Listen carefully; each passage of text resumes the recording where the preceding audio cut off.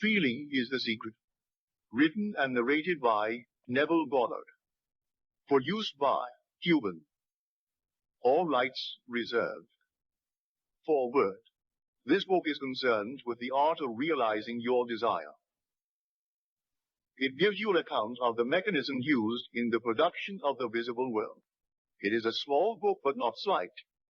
There is a treasure in it, a clearly defined road to the realization of your dreams.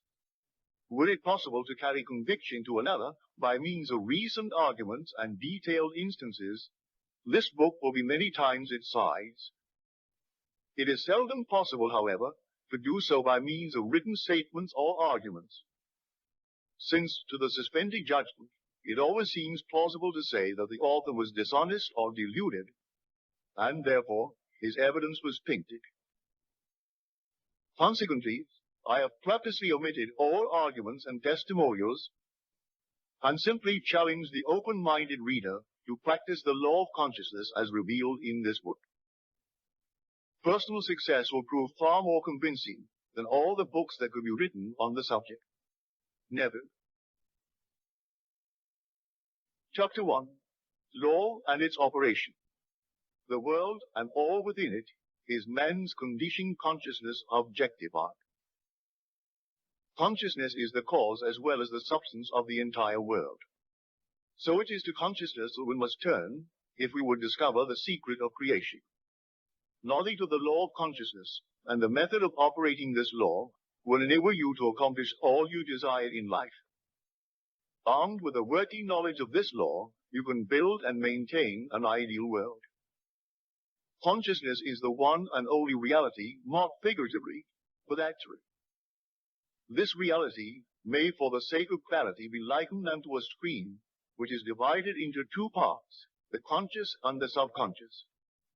In order to intelligently operate the law of consciousness, it is necessary to understand the relationship between the conscious and the subconscious. The conscious is personal and selective. The subconscious is impersonal and non-selective. The conscious is the realm of effect. The subconscious is the realm of force. These two aspects are the male and female divisions of consciousness. The conscious is male, the subconscious is female. The conscious generates ideas and impresses these ideas on the subconscious. The subconscious receives ideas and gets form and expression to them. By this law, first conceiving an idea and then impressing the idea conceived on the subconscious, all things evolve out of consciousness. And without this sequence, there is not anything made that is made. The conscious impresses the subconscious, while the subconscious expresses all that is impressed upon it. The subconscious does not originate ideas, but accepts as true those which the conscious mind feels to be true, and, in a way known only to itself, objectifies the accepted ideas. Therefore, through his power to imagine and feel and his freedom to choose the idea he will entertain, man has control over creation. Control of the subconscious is accomplished through control of your ideas and feelings. The mechanism of creation is hidden in the very depth of the subconscious, a female aspect or womb of creation. The subconscious transcends reason and is independent of induction. It contemplates a feeling as a fact existing within itself, and on this assumption proceeds to give expression to it. The creative process begins with an idea, and its cycle runs its course as a feeling and ends in a volition to act. Ideas are impressed on the subconscious through the medium of feeling. No idea can be impressed on the subconscious until it is felt, but once felt, be it good, bad, or indifferent, it must be expressed. Feeling is the one and only medium through which ideas are conveyed to the subconscious. Therefore, the man who does not control his feeling may easily impress the subconscious with undesirable states. By control of feeling is not meant restraint or suppression of your feeling, but rather the disciplining of self to imagine and entertain only such feeling as contributes to your happiness.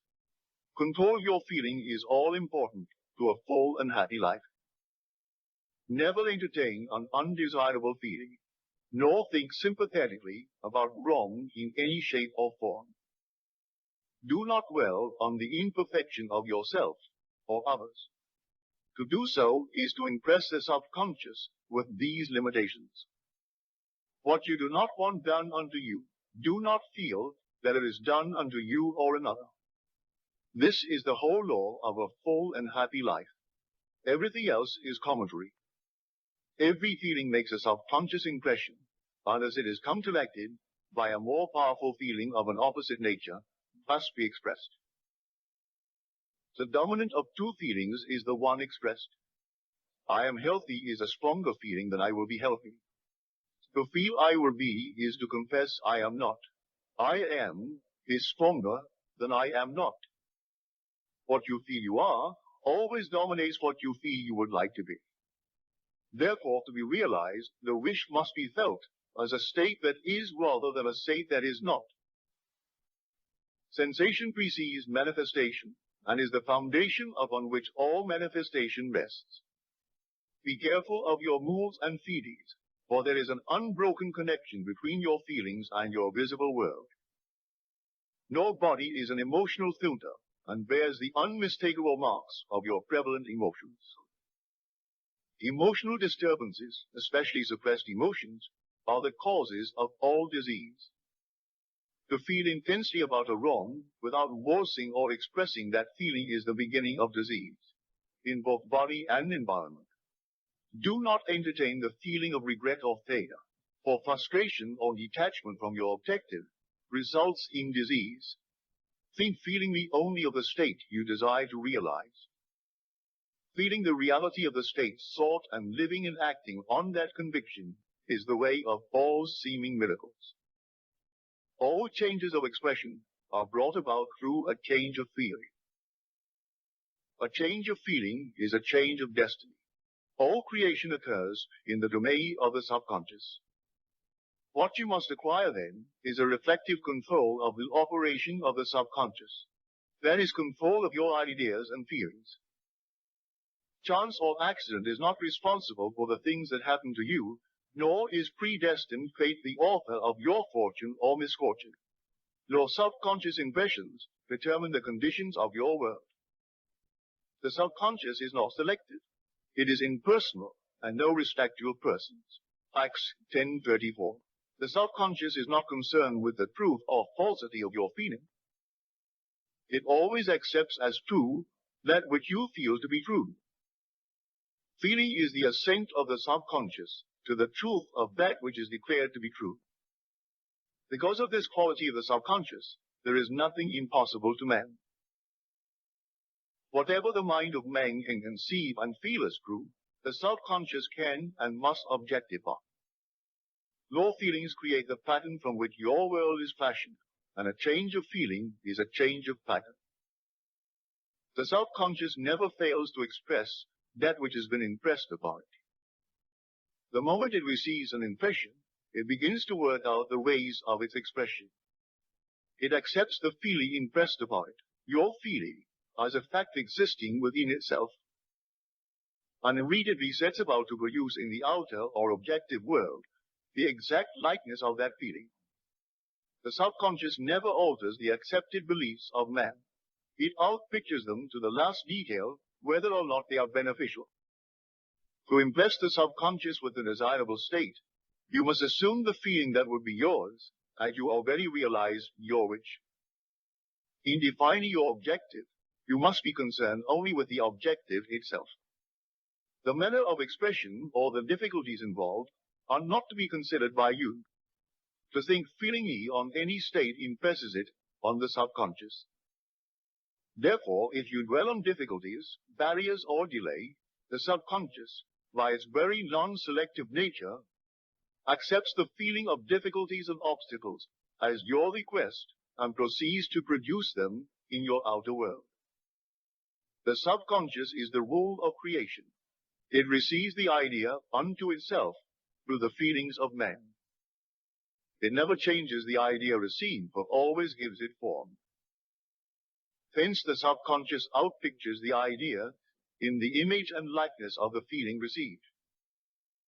To feel a state as hopeless or impossible is to impress the subconscious with the idea of failure.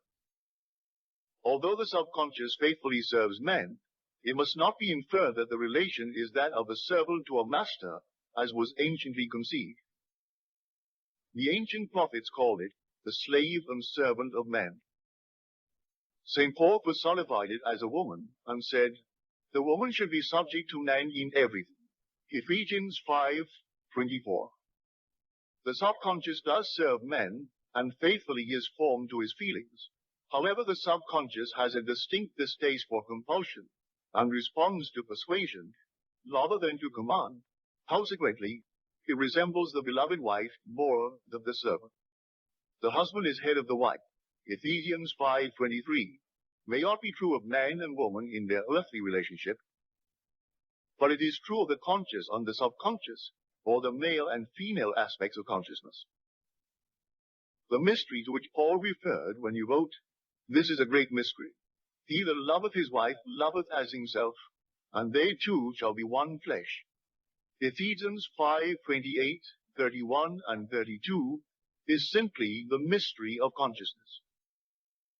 Consciousness is really one and undivided, but for creation's sake, it appears to be divided into two. The conscious objective or male aspect truly is the head and dominates the subconscious subjective or female aspect. However, this leadership is not that of the tyrant, but of the lever. So, by assuming the feeling that will be yours, were you already in possession of your objective, the subconscious is moved to build the exact likeness of your assumption. Nor desires are not subconsciously accepted until you assume the feeling of their reality, for only through feeling is an idea subconsciously accepted, and only through this subconscious acceptance is it ever expressed. It is easy to ascribe your feeling to events in the world than to admit that the conditions of the world reflect your feeling. However, it is eternally true that the outside mirrors the inside, as within, so without, the corpus hermeticum. A man can receive nothing unless it is given him from heaven, John 3:27, and the kingdom of heaven is within you, Luke 17:21. Nothing comes from without. All things come from within, from the subconscious. It is impossible for you to see other than the contents of your consciousness. Your world, in its every detail, is your consciousness objectified. Objective states bear witness of subconscious impressions. A change of impression results in a change of expression. The subconscious accepts as true that which you feel as true, and because creation is the result of subconscious impressions, you, by your feeling, determine creation. You are already that which you want to be, and your refusal to believe this is the only reason you do not see it. To seek on the outside for that which you do not feel you are is to seek in vain, for we never find that which we want. We find only that which we are. In short, you express and have only that which you are conscious of being or possessing. To him that hath it is given, Matthew 13:12. Denying the evidence of the senses and appropriating the feeling of the wish fulfilled is the way to the realization of your desire. The mastery of self-control of your thoughts and feelings is your highest achievement.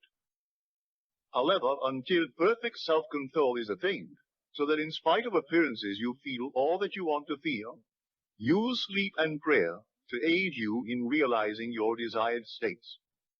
These are the two gateways into the subconscious.